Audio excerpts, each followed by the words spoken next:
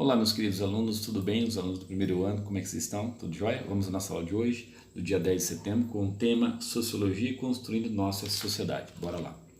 Então, você lembra o que é construção social? É um tema que a gente discutiu no comecinho do ano primeiro bimestre, né? Socialização primária, secundária, né?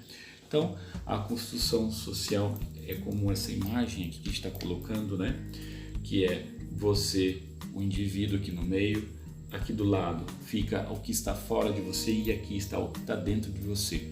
Ou seja, é uma construção social do indivíduo na sociedade, tanto interna como externa, que você absorve do ambiente que você vive, da cultura que você vive também, né? E aquilo que você acredita vai internalizando dentro de você com essas construções sociais, com essas vivências do cotidiano, né?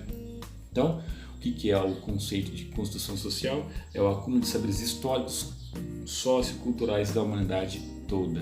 Ou seja, todo indivíduo aprende a todo momento com suas experiências cotidianas vividas no dia a dia, tá? Então é construir relações, laços, vínculos, pontes, amizades, não é? E tudo isso é porque a gente está em convivência constante, né? na sociedade, em grupos, em famílias e tudo mais. E a gente está aprendendo, está absorvendo, a gente está fazendo essa construção sócio-histórica, cultural do indivíduo, que é você e eu também, né? Karl Mannheim, se eu não me engano, é um pensador sociólogo húngaro, né? Segundo Karl Mannheim, ele vai falar o que pra gente? Que a influência desses fatores da maior importância e sua investigação deveria ser objeto de uma nova disciplina, Sociologia do Conhecimento. Então, Karl Mannheim, no livro dele chamado Ideologia e Utopia, ele vai falar sobre essa nova disciplina, Sociologia do Conhecimento. E o que ele vai dizer sobre isso, né? Que cada fase da humanidade seria dominada por certo tipo de pensamento e comparação. Entre vários estilos diferentes seria impossível. Em cada fase aparecem tendências conflitantes, né, que entram em choque, apontando seja para a conservação, seja para a mudança. Aqui a fotinha dele, né? E aqui um exemplo do que ele está falando, né? Que cada fase da humanidade se confronta com esse conhecimento. Então o conhecimento pode estar tanto do lado aqui, desse lado azulzinho, esse círculo azulzinho aqui, as crenças, opiniões, como do lado daqui, do lado laranja ou vermelho, como vocês estão vendo aí, a verdade. O conhecimento transita entre a opinião, a crença e também transita pela verdade, né? E na filosofia a gente vai falar sobre dois termos no grego que fala sobre isso, que a verdade é a aletheia e a crença é uma doxa, uma opinião, né? Dá para discutir isso também em filosofia, mas em sociologia existe esses momentos, essas fases da humanidade que ou está mais para opinião, crença, senso comum, que a gente fala na sociologia, ou está mais para a verdade, que é o senso crítico, senso científico, filosófico e sociológico também, tá bom? Bom, essa é o teórico, né, falando sobre isso, é o pensador falando sobre isso segundo Karl Mannheim. E o que a gente tem que dizer sobre isso, né, essa questão da construção sociocultural por cada indivíduo na sociedade? Cada experiência nova que nós vivenciamos aumenta a nossa cultura, a nossa visão de mundo, né, a nossa percepção sobre a realidade.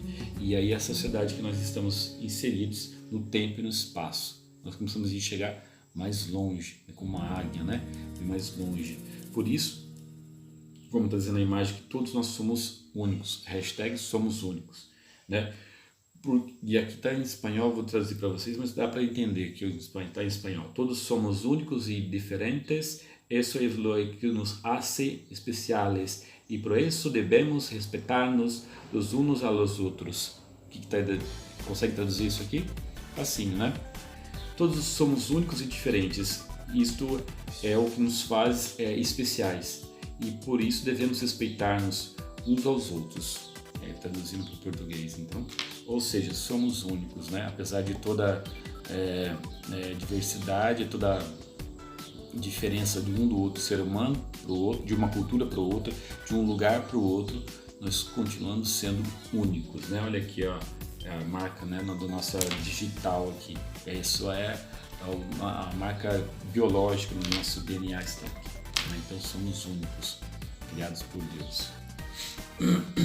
Convivência social, então seres humanos em suas relações entrelaçadas constroem laços, né?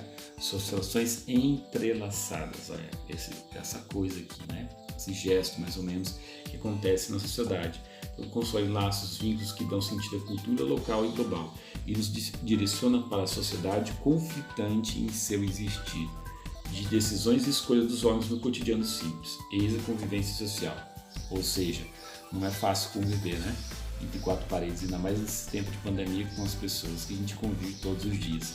Nossos familiares têm ideias diferentes, jeitos diferentes, seu irmão é diferente de você, sua irmã é diferente de você, né? E seu pai pensa diferente às vezes, sua mãe também, seu tio, sua avó, enfim. Então não é fácil essa convivência social. Mas daí traz uma grande riqueza nesses conflitos, esses choques de diferenças de personalidade, de jeito, de pensamento, de ideias, né? Vai construindo a sua personalidade, vai construindo quem você é hoje, né? Olha só, outra mensagem aqui em espanhol também. Puede decir-se que a convivência é a base ou fundamento de toda a sociedade. Pode dizer-se que a convivência é a base e o fundamento de toda a sociedade, e é verdade. Aceptar a los outros em meio de los quais vivimos é a base de civilidade. Ou seja, aceitar os outros em meio dos quais nós vivemos é a base da civilização, da civilidade. Você quer ser uma pessoa educada e civilizada? Então aprenda a aceitar as diferenças. Aprenda a aceitar as diferenças. La convivencia se base em la cooperación, la participación e la solidariedade. Ou seja, a convivência é a base na cooperação, na participação e na solidariedade. Ou seja, uma convivência pacífica, né? Precisa ter a cooperação, né? Você tem que ajudar em casa, sua mãe a lavar a louça, arrumar a casa e tudo mais. Você tem que ajudar o seu irmão com as tarefas às vezes, né? E isso faz parte de uma convivência pacífica social, né? Apesar que às vezes nem sempre é pacífica, né? Mas faz parte também. Então, outro tópico é a natureza versus o natural versus cultural. O nosso comportamento não é natural, é sim cultural, de acordo com a cultura local que você vive. Nós somos seres culturais, né? Somos construídos pela convenção social, pela sociedade que a gente vive hoje. Por exemplo, de natural, uma laranjeira só pode dar laranjas, isso é natural. Contudo, uma criança, pensa numa criança, né? Não dá para afirmar que ela vai ser o que ela vai ser quando crescer, quando ela for se tornar adulta. Dá para dizer que uma criança, o seu irmãozinho aí que é criança pequena, dá para dizer que ele vai ser um jogador de futebol, vai ser um político, vai ser um professor, vai ser um médico, um dentista, vai ser um arquiteto, um engenheiro. Não dá para dizer. Por quê? Depende exclusivamente do quê? De vários fatores, principalmente os fatores culturais, né? Por exemplo, imagine essa criança nasceu no Nordeste brasileiro. Sua infância foi até os 12 anos, depois se mudou para a capital de São Paulo. Aí mudou do Nordeste para São Paulo, olha só, mudança de ambiente, né? E São Paulo é uma metrópole, é uma selva de pedras, né? Vive até os 24 anos lá, depois vai morar no exterior, em Nova York, nos Estados Unidos, que é uma outra cultura. Então, observa quanto saber foi se acumulando essa criança até os seus, vamos dizer assim, 24, 25 anos de idade, né? Que hoje em dia já não é mais criança, já é uma adulta, né? Então, a construção social moldou sua personalidade.